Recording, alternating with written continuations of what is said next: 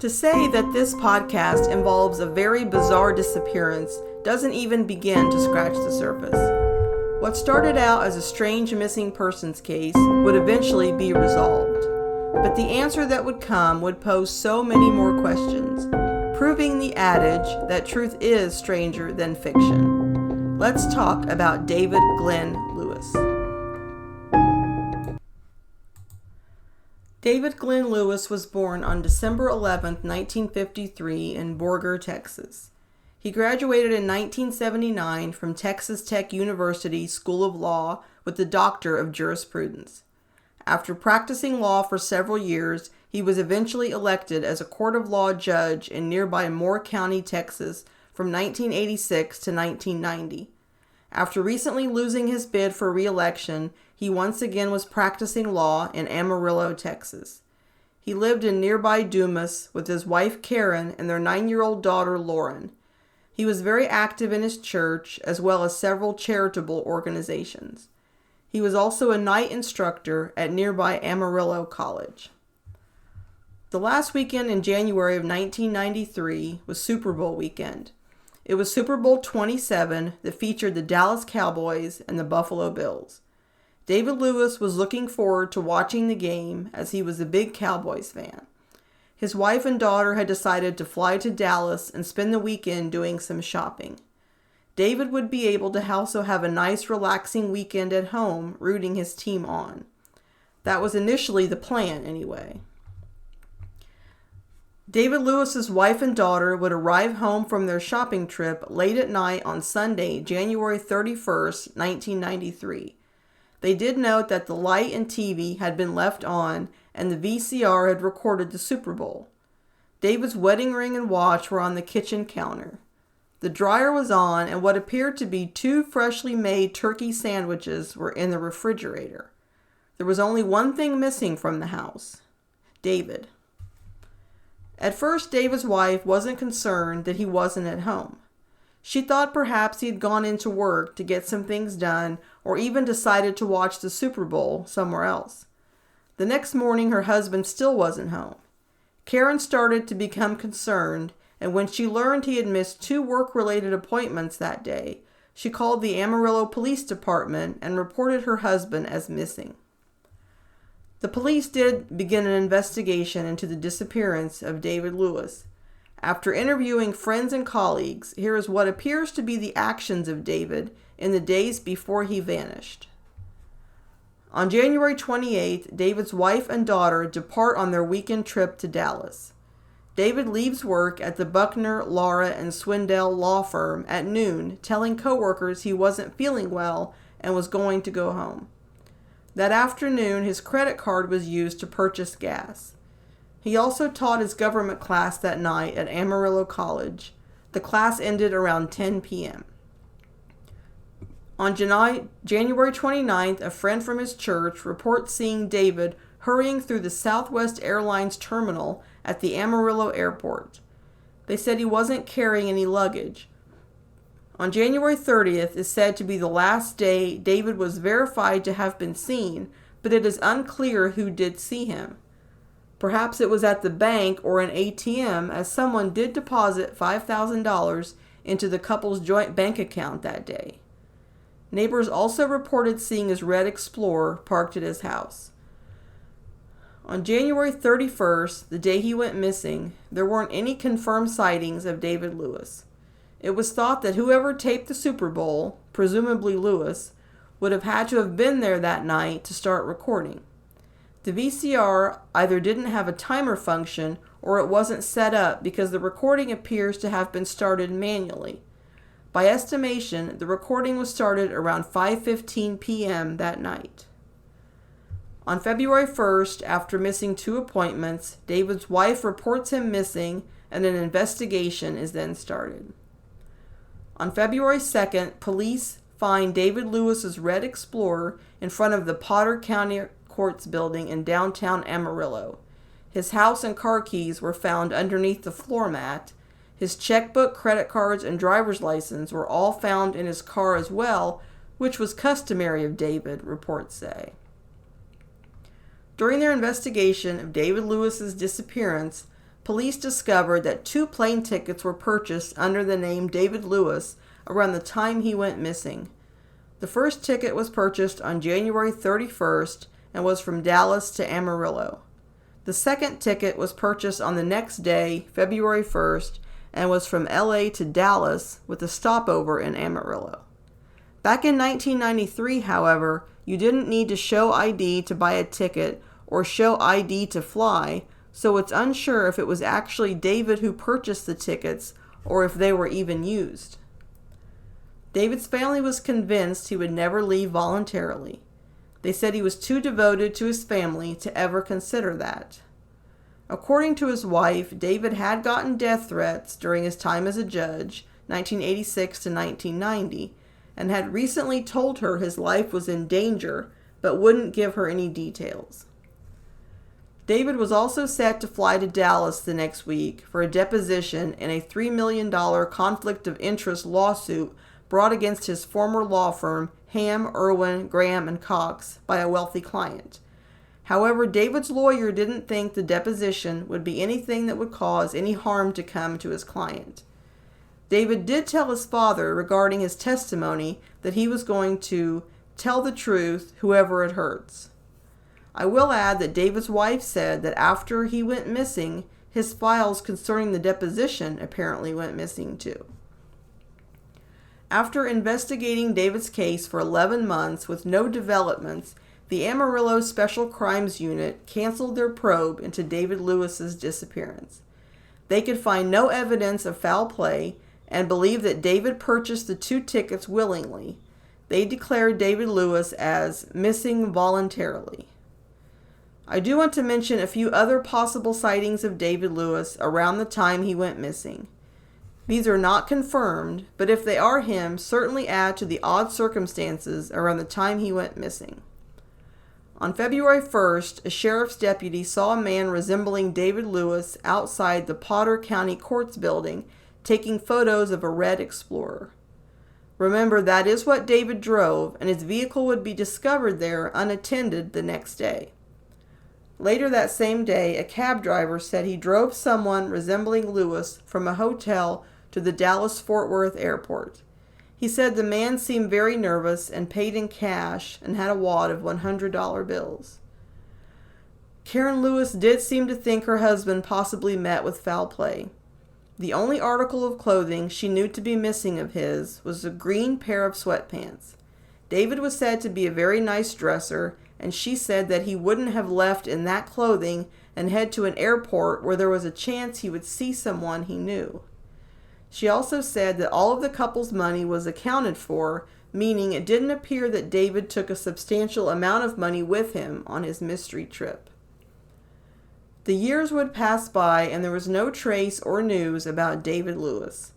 Then 11 years and across the country, a most unlikely break in the case would come to light that would completely shock everyone. In 2003, the Seattle Post-Intelligencer printed an investigative series titled Without a Trace. It documented serious shortcomings in the way police handled adult missing persons cases in and outside the state. It also talked about the problem with law enforcement missing persons data bank, namely the NCIC, National Crime Information Center. It stated that many of these cases sadly slipped through the cracks. Washington State Police Detective Patrick Dutter read the article with interest. His thoughts were, if it can be wrong there, it can be wrong here. Detective Dutter then had an idea. He would do an extensive search on Google of some John and Jane Does they had never identified in the area and see if he could come up with any leads. He painstakingly put details in like height, weight, etc., and it took him to various missing persons websites. Within a week, Dutter had accomplished what expensive law enforcement databases were unable to, a list of possible victims. One of the deceased, nicknamed Moxie John Doe, from Washington State, looked very much like a missing person out of Texas. The missing person's name was David Glenn Lewis. The only thing that gave Detective Dutter pause with the photo of the John Doe is he wasn't wearing glasses, whereas David Glenn Lewis wore distinctive glasses. Dutter did a little more digging and located the evidence list of the Moxie John Doe and discovered that he did have eyeglasses in his pocket when his body was recovered. They looked very similar to David Lewis's glasses. After contacting the Amarillo Police Department and sending a tissue sample of the victim that had been preserved since 1993, as well as the victim's shoes, a DNA sample was then compared with the missing person's mother in Amarillo. It was a match. David Glenn Lewis had finally been found. Believe it or not, the circumstances of David Lewis's death are even more bizarre than his disappearance. He was killed in a hit-and-run accident on a dark, lonely, two-lane highway close to Moxie, Washington, about 10 miles from the Yakima airport. He was killed at 10:24 p.m. on February 1st, the day after he went missing. So David Glenn Lewis had traveled about 1,600 miles and was killed only about 29 hours after he was thought to be at his home recording the Super Bowl. The circumstances of David's last moments, according to eyewitnesses, absolutely defy logic. It was reported that David was walking down the center line of the road in the pitch dark. One concerned driver turned their vehicle around to warn other motorists there was a man in the road, but it was too late. They returned to find David's crumpled body on the pavement, deceased. It is reported that a Chevy Camaro was seen leaving the scene, but the identity of the car who hit David Lewis has never been discovered. An autopsy would show that there were no drugs or alcohol in David Lewis's system. Another completely bizarre revelation was what clothes David Lewis had on that night. He was found wearing worn military fatigues and work boots, clothing that his wife was adamant David did not own. When the unknown person was hit that night, it is also reported that he was not wearing glasses, yet glasses were found in his clothing. David Lewis is said to need glasses badly in order to see. David's family was completely baffled by the circumstances leading to his death. They said he had no known ties to the Yakima area. The trip would have taken about 23 hours by car or several hours by plane. There were no direct flights to Yakima, so it is unknown how he even got to the area, especially in the short amount of time that he did. The family had concerns that their loved one may have even been kidnapped, and that perhaps David Lewis's thoughts his life were in danger could be true. As most of you know, I've had a blog for over 6 years where I've written about these cases before I recorded the podcast on them. Oftentimes after I publish the original article, sometimes even years after, someone will read my article and have personal knowledge of the missing person. When that happens, they reach out to me and usually have an interesting story to tell. That happened in this case, and it may lead to a clue as to why David may have traveled to Washington State. This person, whom I won't mention their name, and his family knew David personally.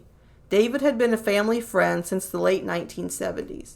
He even had direct interaction with David just a few months before he disappeared when he helped him with a mock trial for a class.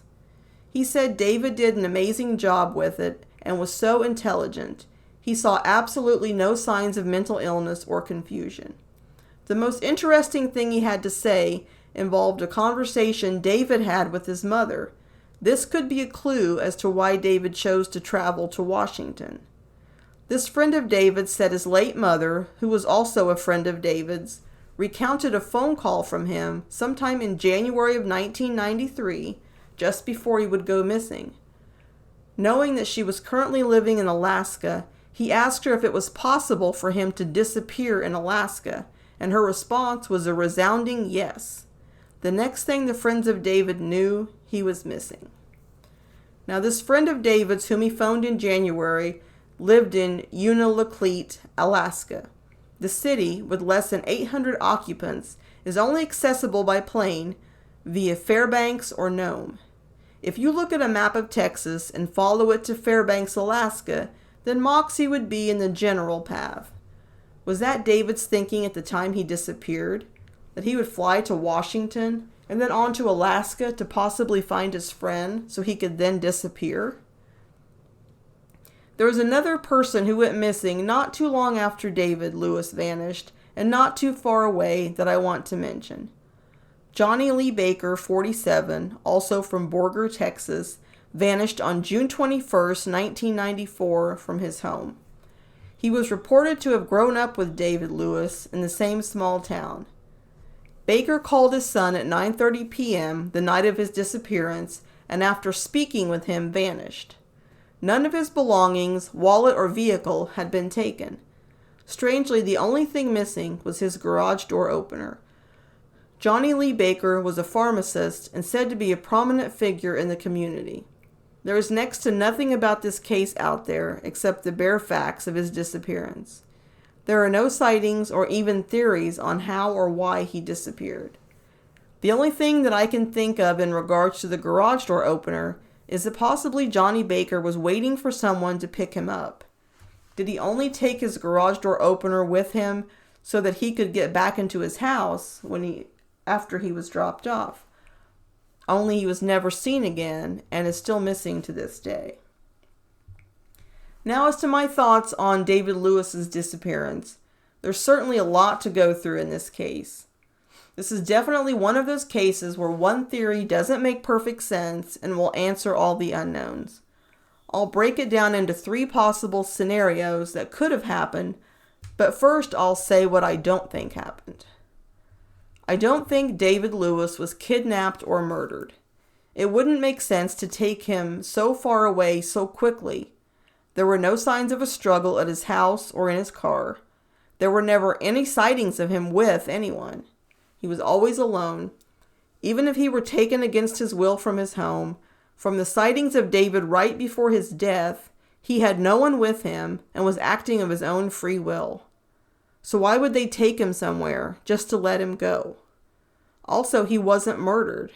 I think it's very likely the car that hit him could not avoid him with it being pitch dark, combined with David's erratic behavior and eyewitness accounts of him walking down the middle of the road. It is said to be a hit and run, but it is unknown who the driver was and if he even knew that it was a person that he hit. Things just don't add up, in my opinion, that there were others involved.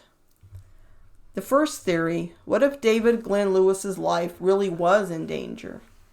He had told his wife not long before he disappeared that his life was in danger. Could someone have even went to his house that Sunday to threaten him?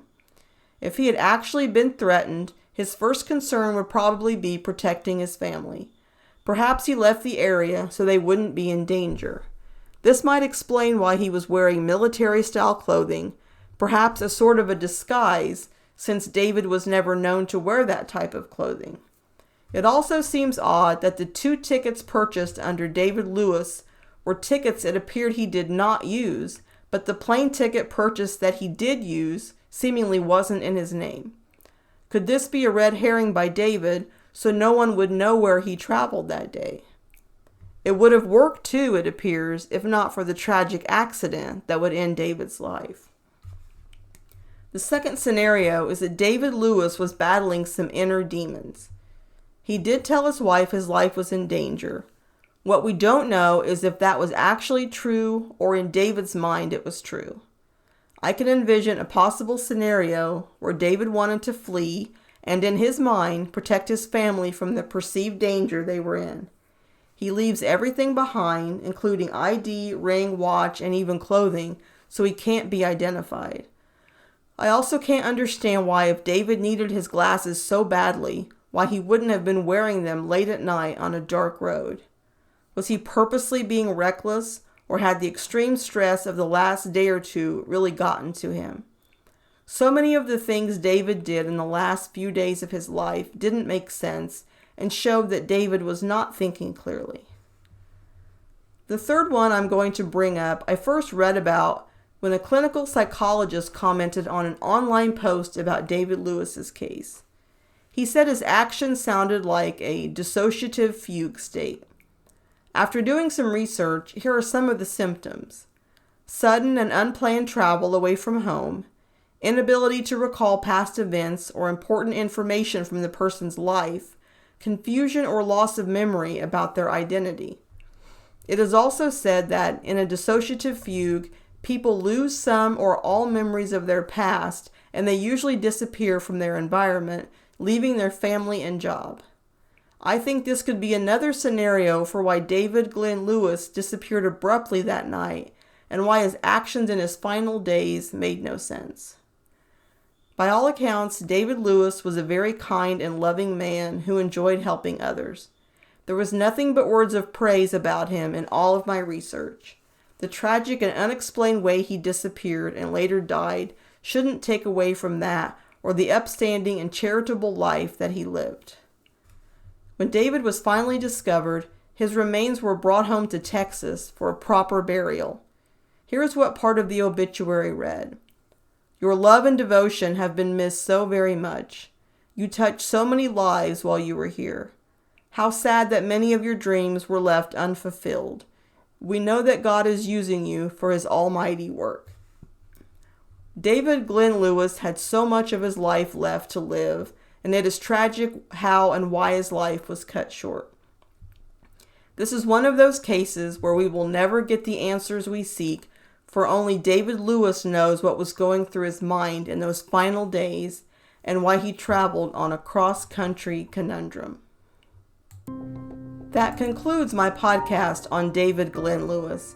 If you enjoyed it, please leave me a rating or review on your favorite podcast app. You can find me on Apple Podcasts, Spotify, iHeartRadio, and Amazon Music under one word, Lost and Found Podcast. I post a new episode every 2 weeks.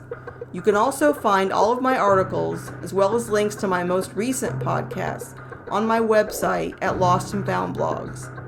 You can contact me via email at lostandfoundpodcast@yahoo. And remember that cold cases stay cold because their story stops getting told.